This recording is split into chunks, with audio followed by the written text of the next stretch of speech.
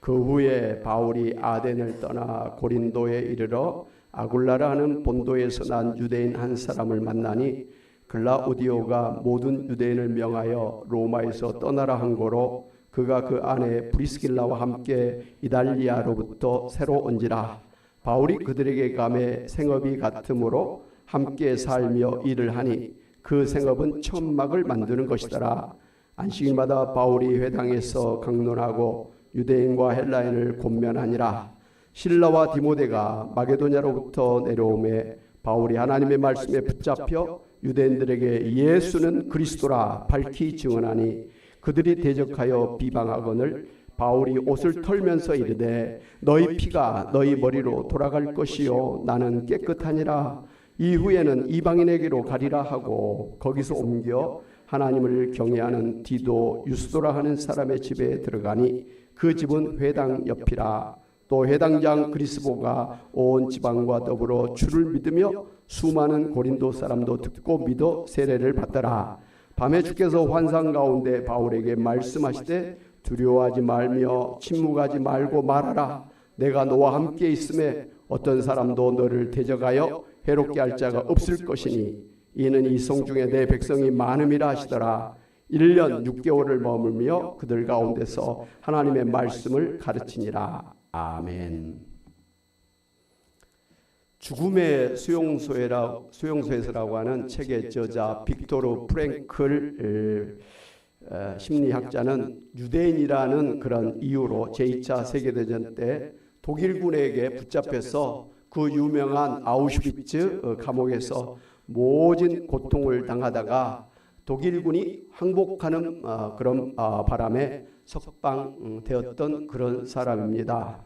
그는 이 아우슈비츠 감옥 안에서 자기 동족 유대인들이 모진 고문과 학대를 당하면서 대부분의 많은 사람이 삶의 의미를 잃고서 삶의 의지를 포기해서 병들거나 그래서 죽어나가는 것을 보았습니다. 그러나 끝까지 삶의 의미를 붙잡고자 버틴 사람들은 살아서 나갔다고 하는 사실을 발견하고서 인생이 아무리 힘들고 어려워도 그 가운데서도 삶의 의미를 찾고서 버틴 사람은 결국 이겨낼 수가 있다고 주장을 했습니다.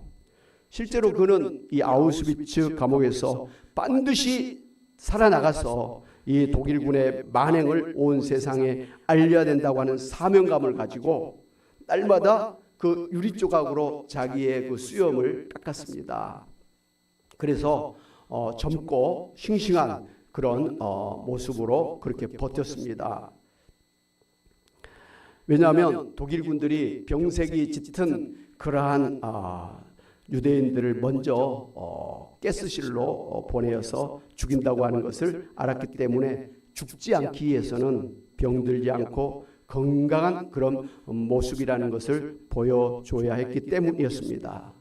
결국 이 빅토르 프랭크 박사는 자신의 체험을 통해서 사람이 힘들고 어려운 상황에서 삶의 의미를 찾지 못하면 쉽게 병들고 죽는다고 하는 사실을 발견한 것입니다. 반대로 아무리 힘들고 어려워도 지금 여기에서 자신이 왜 살아야 하는지를 알고 살아야 된다고 하는 의지를 가지고 사는 사람은 반드시 그 역경을 이겨낼 수가 있다고 하는 사실을 가르쳐 준 것입니다.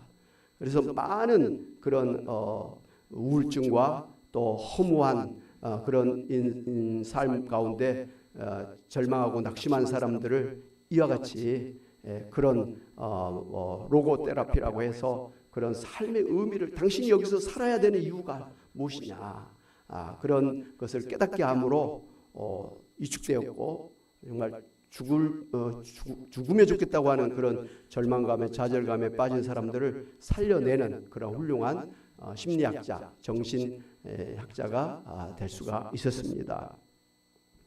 오늘 성경에 보면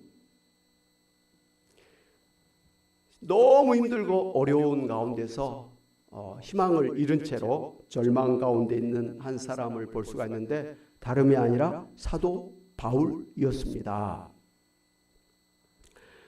이 사도 바울이 오늘 성경에 보니까 고린도라고 하는 그리스, 지금도 그리스의 성지순례 가면 고린도라고 하는 도시가 있습니다. 그런데 그 당시에도 고린도는 굉장히 큰 그리스의 4대 도시 중에 하나로서 아주 문물 유통이 많이 되어지는 그런 상업 도시였었습니다. 그래서 도시가 제법 큰 그런 도시였었습니다.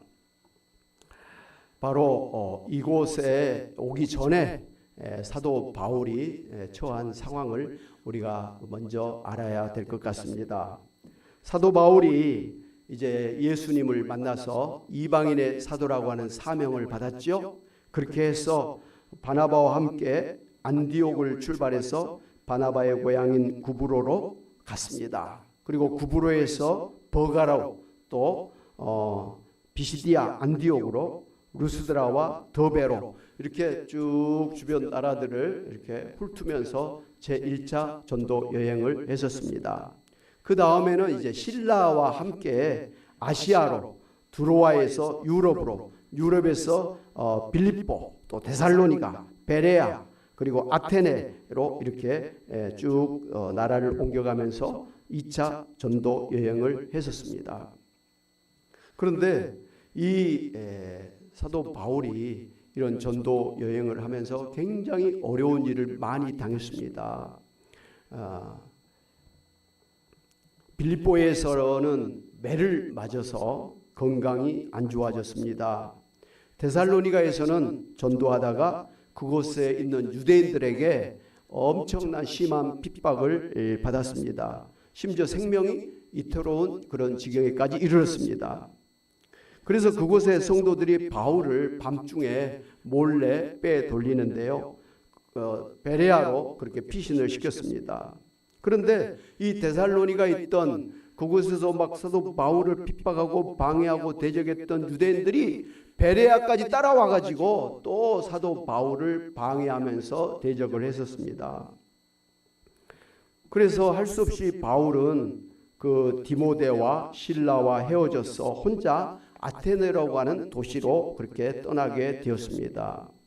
아테네는 이 그리스의 헬라의 눈이다. 예술과 웅변의 어머니, 모든 지혜의 본고장이라 할 정도로 아주 철학이 굉장히 발달된 그런 도시였습니다. 뭐 소크라테스니 히포크라테스 다 이런 사람들이 그 당시에 유명했던 그런 철학자들이고 그런 유명한 사람들이었습니다.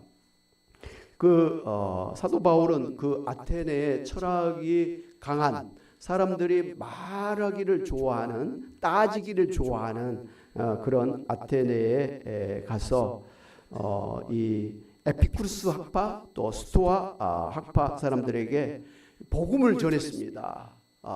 너희들이 알지 못하는 신에게라고 하면서 어떤 신을 섬기는데 바로 그 알지 못하는 그 신이 성경에 보니까 바로 여호와 하나님이다.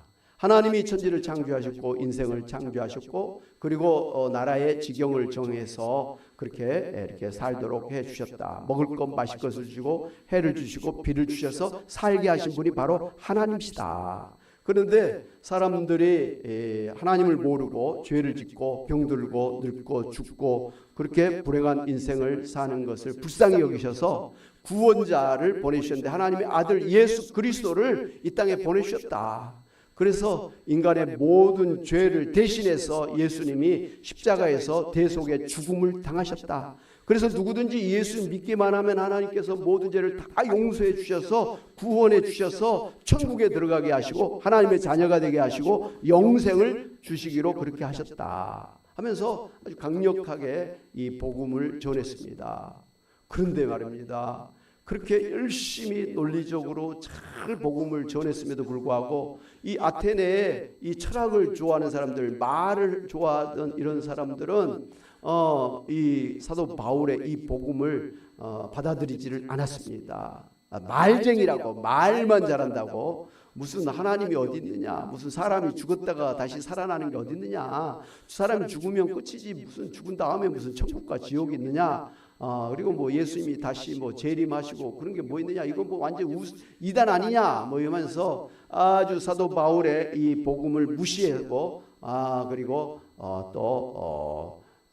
이 사도 바울을 멀리 했었습니다.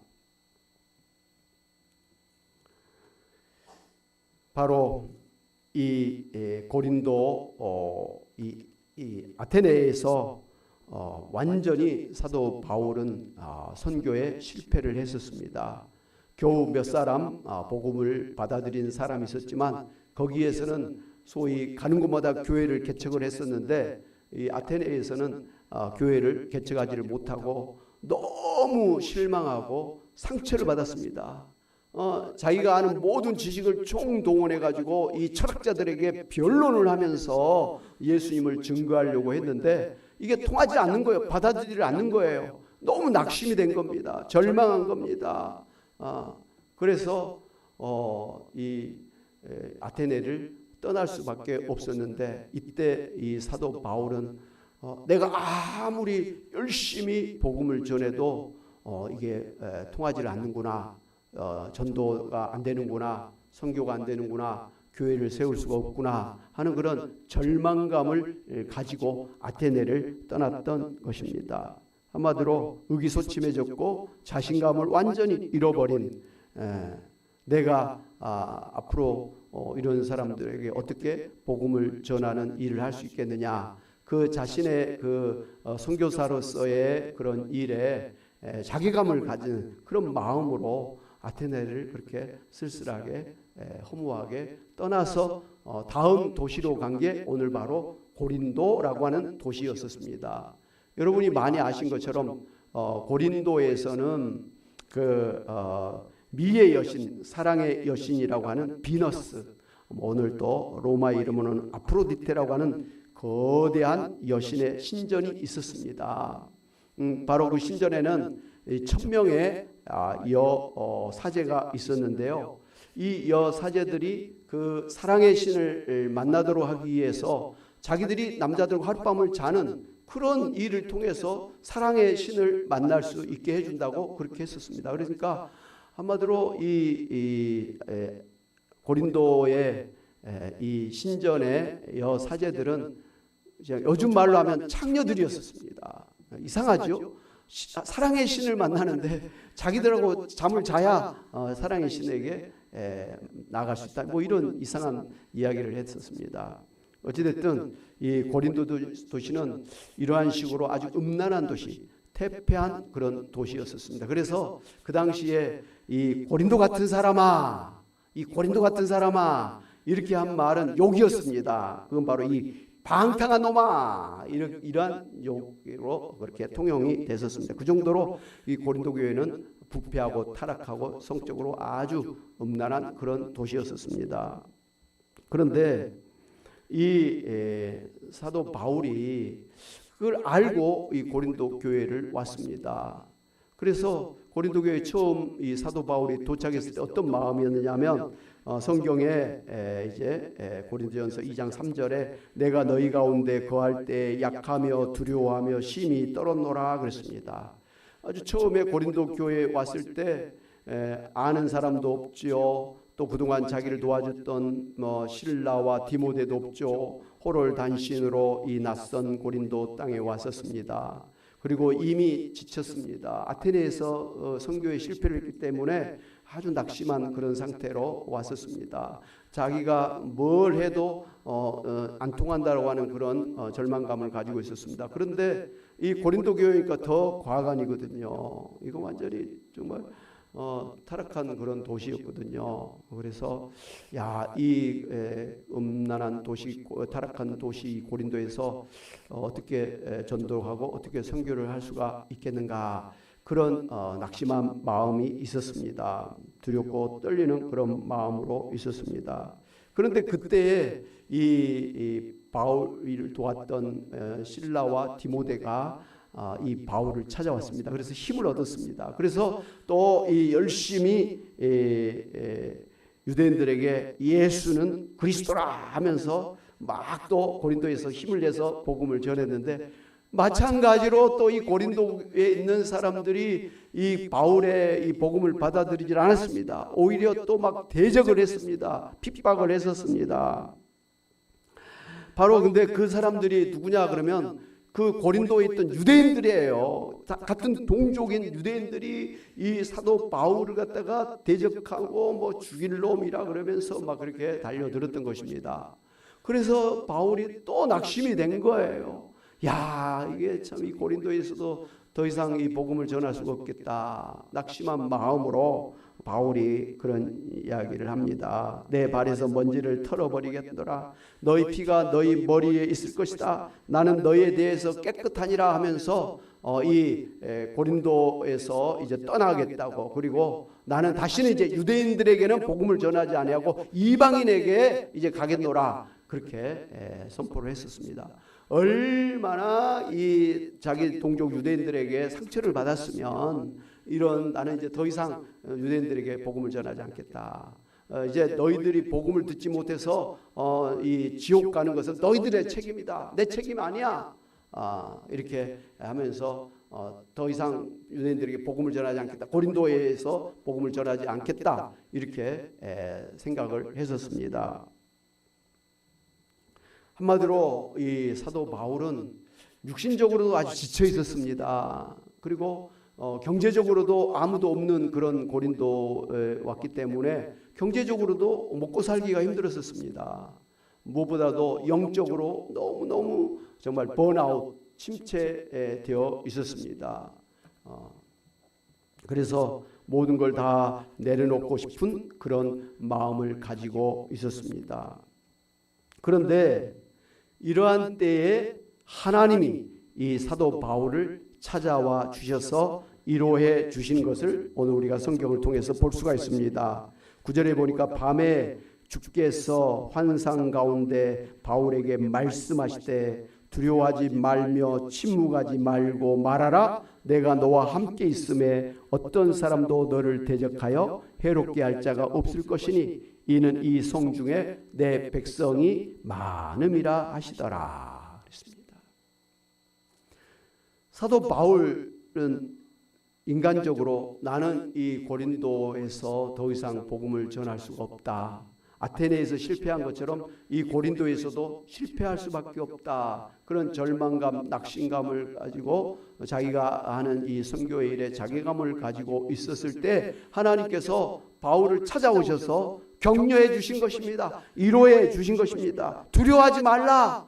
침묵하지 말라. 내가 너와 함께 있을 것이다. 또 어떤 사람도 너를 해롭게 하지 않을 것이다. 이 고린도에 내 백성이 많다. 그러니 포기하지 말고 복음을 전해라. 이렇게 말씀을 해 주신 것입니다. 우리가 구약 성경에 엘리야 선지자를 잘 알잖아요. 능력의 종이잖아요. 그가 기도함에 3년 반 동안 하늘에서 비가 오지 않아서 이스라엘 땅에 가뭄이 심했습니다.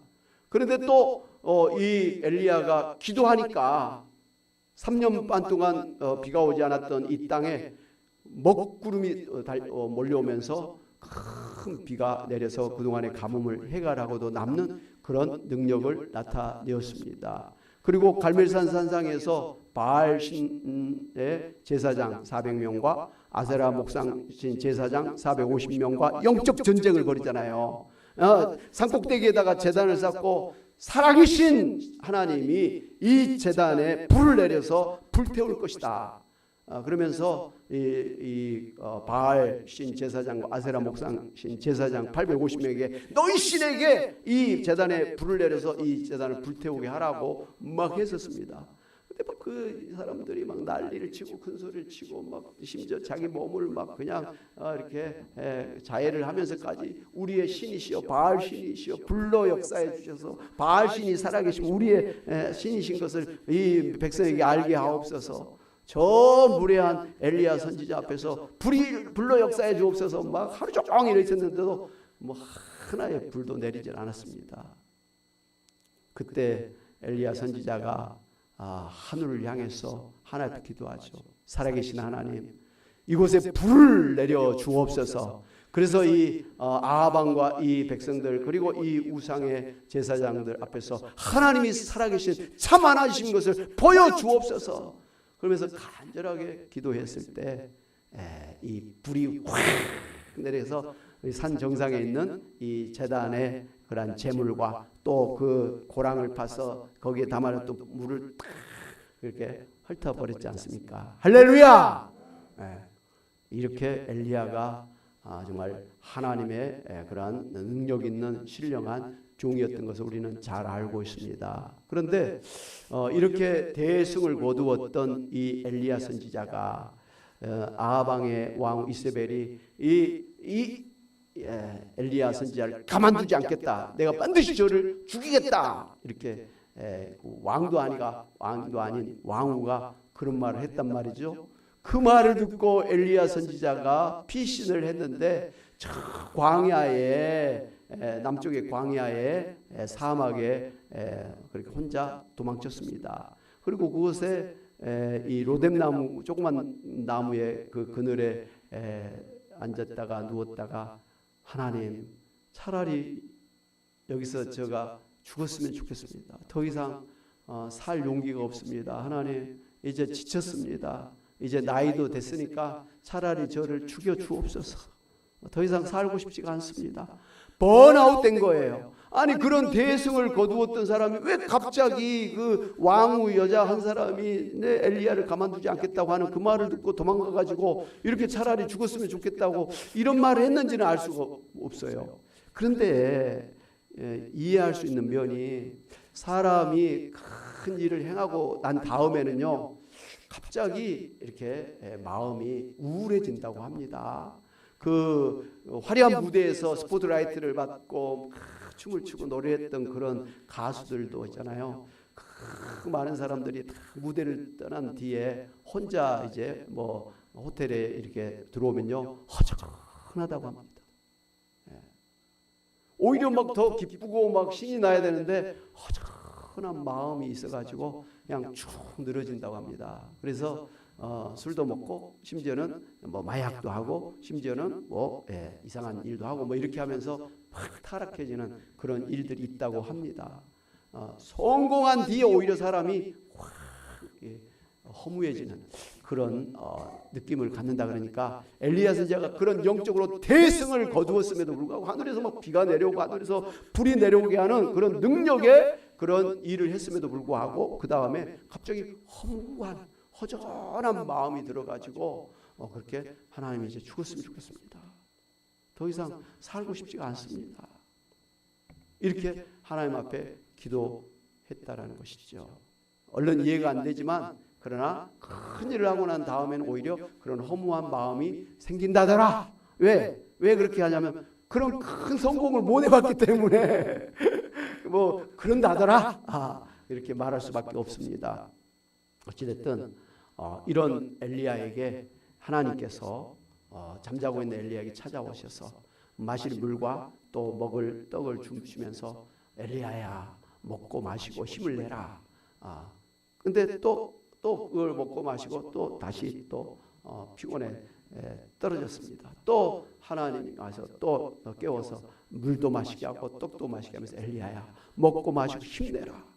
그래서 엘리야가 하나님 주시는 그 신령한 물과 양식을 먹고 일어나서 40일 40야를 갖다가 뛰고 달려서 하나님의 산 호렙산에 가서 하나님 앞에 서게 된 것입니다. 그리고 이제 다음 사명을 받게 되는 것이죠. 엘리사 선지자를 임명하고 또 왕들을 축복하고 뭐 이런 일들을 하면서 이제 엘리사 선지자가 보는 앞에서 하늘에서 내려온 불말을 타고 불병거를 타고 슉 올라가는 그런 기적을 일으키면서 마무리한 걸 볼 수가 있습니다. 할렐루야.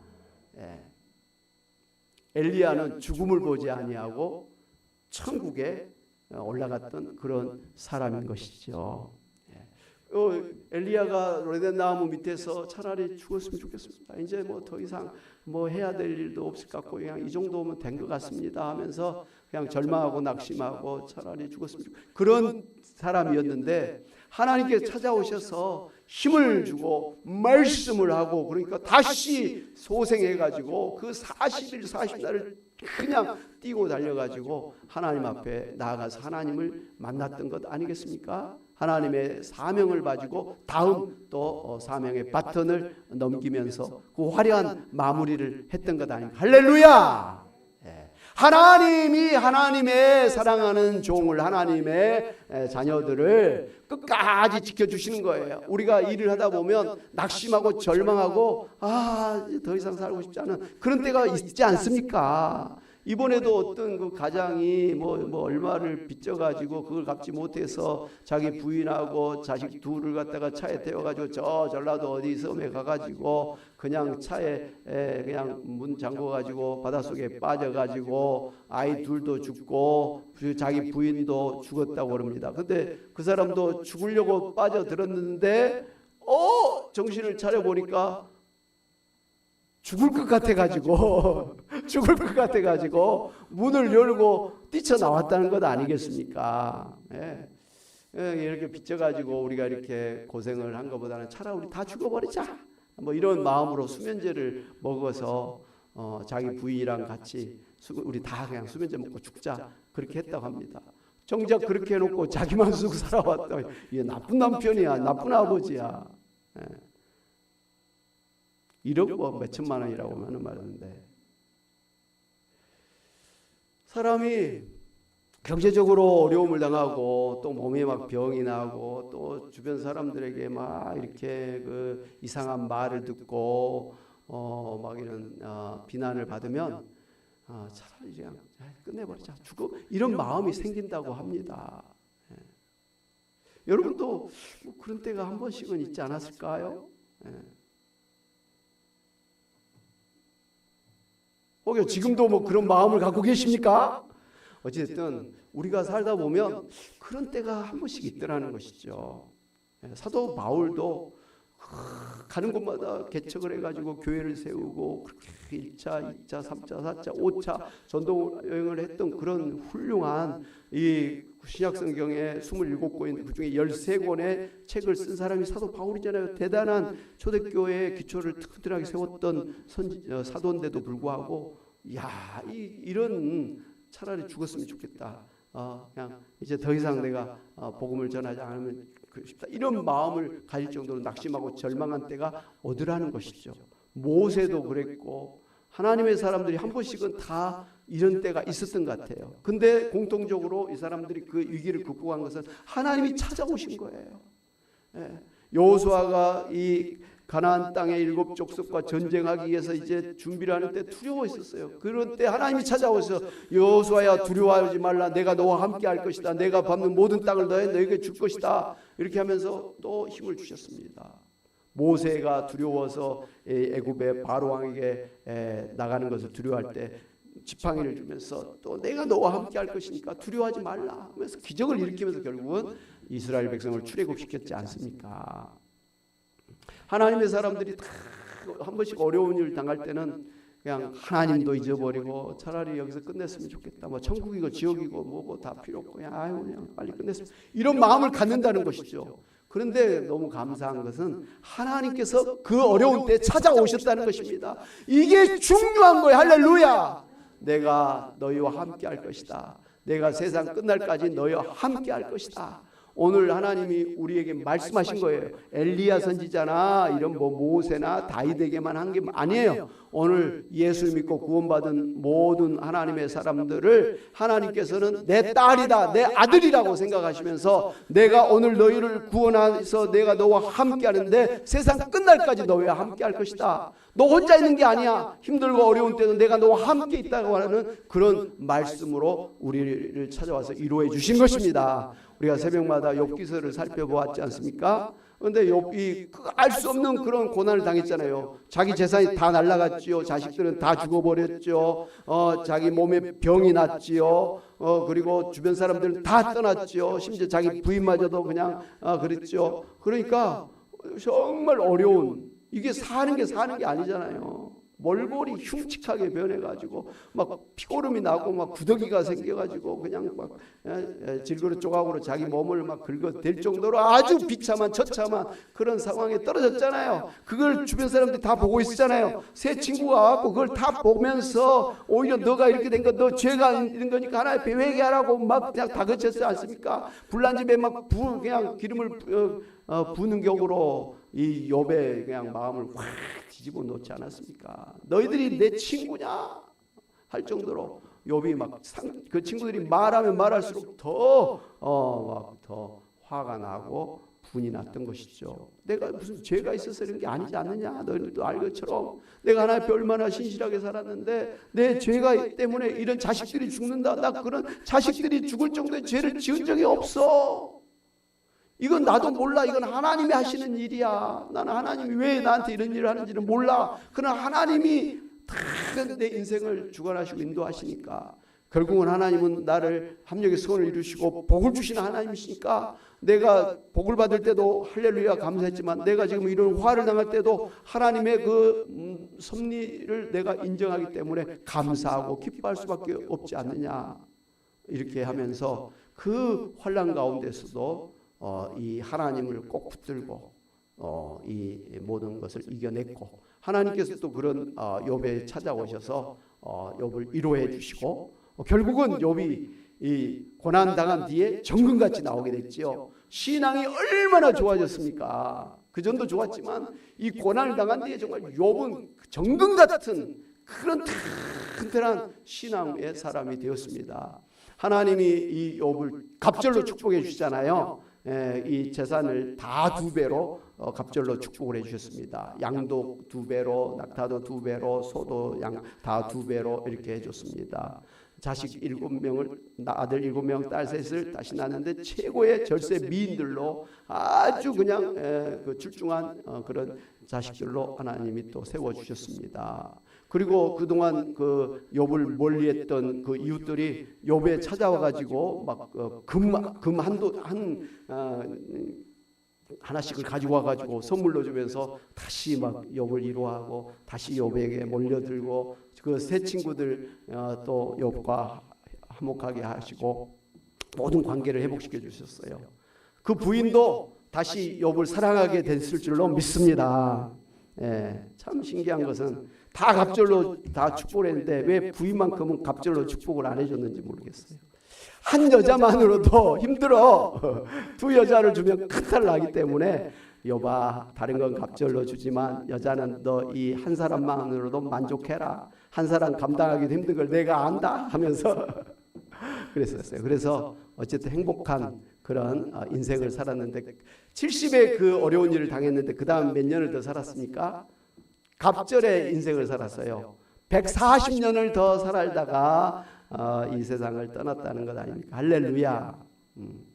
사도 바울이 어려운 일을 당할 때 하나님이 찾아와서 두려워하지 말라, 침묵하지 말고 내가 너와 함께 할 것이고 또 이곳에 내 백성이 많으니까 너 전도해라. 그러면 이 고린도에서 많은 그런 전도의 열매가 맺을 것이다. 교회를 세우게 될 것이다. 축복을 해주셨습니다. 그래서 이 사도 바울이 힘을 내가지고 그때부터 하나님이 나와 함께 하신다. 이곳에 하나님께서 전도의 열매를 풍성하게 맺게 하신다. 그러면서 막 담대하게 복음을 전했어요. 그래서 고린도에 교회가 세워졌어요. 1년 6개월 동안 떠나리라고 했던 바울이 고린도에서 1년 6개월을 거기서 있으면서 복음을 전해서 고린도 교회 일대의 그 담임 목사가 됐잖아요. 그래서 지금 성지순례 가면 그리스의 고린도에 가면 고린도 교회가 있어요. 그래서 고린도 교회에 목회자 명단이 1대부터 쭉 있는데 제 1대가 사도 바울이에요. 이쪽에는 또 이 주기도문이 제1계명, 2계명 이렇게 쭉 있고 고린도전서 13장 사랑장이 또 이렇게 써 있고 뭐 그러더라고요. 고린도 교회 물론 옛날부터 있던 교회는 아니고 새로 사람들이 세운 그런 교회입니다. 지금도 고린도는 옛날에 있던 도시가 땅속에 묻혀가지고 지금도 다 발굴이 안 된 상태예요. 어느 신도시가 지금 다 돼 있는데 건물을 지으려고 땅을 막 파다 보니까 막 돌이 있고 지붕이 있고 뭐 그러다 보니 옛날 도시가 다 묻혀버린 거예요. 하여튼 그런 고린도에 교회를 세워서 참 많은 전도의 열매를 맺게 된 것을 볼 수가 있습니다. 무엇보다도 아굴라와 브리스길라 이 텐트 만드는 이 사람들을 만나서 동업하게 해서 먹고 사는 일에 어려움이 없도록 그렇게 하나님께서 도와주셨죠. 이 아굴라 부분은 아주 사도 바울을 헌신적으로 지원해 준 선교의 그런 후원자였습니다. 로마 16장 3절에 보면 바울을 위해서 생명을 내놓을 정도로 목숨을 바쳐서 사도 바울을 돕는 그런 사람들이 되었다라는 것이죠. 디모데와 실라가 찾아와서 좋은 소식을 전해주고 또 선물을 가져와서 위로해주고 복음의 열정을 회복하게 해주었고요. 또 해당 대신에 디도 유스도라고 하는 사람의 집을 모임의 장소로 사용하게 해주셨고, 유대인 회당장을 붙여주셔서 그리스도 가족이 또 소스덴의 유대인 출신의 회당장 두 사람을 붙여주셔가지고 나는 이제 더 이상 유대인을 전도하지 않으리라 했는데 오히려 유대인의 회당장 두 사람을 하나님께서 붙여주셔가지고 그 유대인들을 전도할 수 있게 그렇게 해 주신 것입니다. 그리고 유대인들이 막 이 사도 바울을 고세해서 갈리오 총독에게 붙잡혀 갔는데 오히려 이 갈리오 총독이 사도 바울에게 무죄를 선언해 주었습니다. 그래서 풀어줬습니다. 그리고 오히려 고소했던 유대인들을 쫓아버렸습니다. 그 일로 인해서 이 로마 지경에서는 이 예수님 복음을 전하는 사람들이 그렇게 법정에 가는 일이 없어지게 된 것입니다. 사도 바울뿐만 아니라 다른 복음을 전하는 사람들이 이제 편하게 복음을 전할 수 있는 그런 길을 활짝 열어주신 것입니다. 가는 곳마다 핍박을 받고 무시를 당하고 대적을 받았던 사도 바울인데 오히려 하나님께서 함께 하심으로 인해서 오히려 그 길이 활짝 열려서 가는 곳마다 더 복음을 전해서 전도하고 교회를 세울 수 있는 그런 기적의 역사가 일어나게 된 것입니다. 할렐루야. 그리고 그곳에서 수많은 이제 지도자들을 배출해서 그렇게 계속해서 교회를 세워 나갔던 것입니다. 사랑하는 여러분, 오늘 우리도 마찬가지입니다. 우리도 잘하다고 어느 날 갑자기 허무해진 때가 있어요. 물론 막 병들고 또 경제적으로 어렵고 자식들 어렵고 또 주변 사람들하고 힘들면 그냥 빨리 다 끝내버리고 이제 교회도 안 나가고 싶고 그냥 빨리 죽었으면 좋겠다 뭐 이런 마음을 가질 때가 있습니다. 그러나 하나님은 여러분을 포기하지 않으신다는 것 아시기를 바랍니다. 두려워하지 말라, 놀라지 말라, 내가 너와 함께함이라. 나의 오른손으로 너를 붙들어 주리라. 하나님께서 너희가 물 가운데 있을지라도 너희로 침몰당하지 못하도록, 불 가운데 있을지라도 불태워 죽지 못하도록 하나님이 함께 하시겠다. 이 지렁이 같은 야곱아, 내가 너를 타작기계 같이 그렇게 사용할 테니까 너 스스로 그렇게 절망하거나 너 스스로 너 인생을 비관하지 말라. 너는 아무것도 없다 할지라도 내가 너를 귀하게 붙들어 사용할 것이다. 너가 노년이 된다 할지라도 오히려 풍성한 열매를 맺게 할 것이고 진액이 풍족하게 할 것이고 빛이 청청하게 해서 하나님이 살아계심을 나타내게 할 테니까, 하나님의 영광을 나타내게 할 테니까 노년이라도 절망하지 말고 포기하지 말라.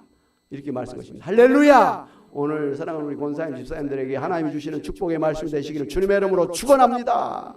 그래서 이후로 오히려 더 정말 형통한 길이 열려지고 여러분의 가문이 잘 되고 자녀손들이 잘 되고 천국의 상급을 쌓는 여러분의 멋있는 인생이 활짝 펼쳐지시기를 주님의 이름으로 축원합니다. 아멘.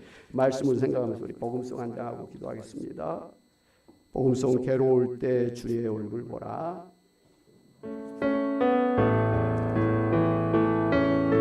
이 시간 주님을 여러분과 함께 하십니다. 놀라지 말라, 두려워하지 말라, 내가 너와 함께 하신다고 말씀하십니다.